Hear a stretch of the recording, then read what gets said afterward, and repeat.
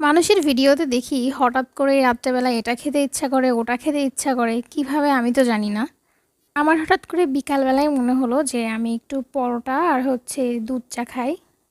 সাধারণত আমার ফ্রিজে রুটি করা থাকে, আমি সেটাকে পরোটা ভেজে তারপরে খাই। যাই হোক, যেহেতু ছিল না, বানাইলাম কয়েকটা রুটি, তারপর সেটাকে পরোটার মতো করে ভেজে দেন একটু চায়ের পানি বসায় দিলাম চুলায়। একদিকে চায়ের পানিটা ফুটতে থাক আর আরেকদিকে আমি আমার মগটা রেডি করে নেই। প্রথমে দিলাম চিনি, তারপরে দিলাম গুঁড়া দুধ। যেহেতু আমি অতটাও দুধ চা প্রেমী না, হঠাৎ হঠাৎ আমার মন চাই দুধ চা খাইতে, তাই আমি ছোট ছোট প্যাকেটগুলো বাসায় রাখি। এক হাত দিয়ে ভিডিও করা আর আরেক হাত দিয়ে চা ঢালা, এটা যে কী পরিমাণ কঠিন, যারা করে তারাই শুধু জানে।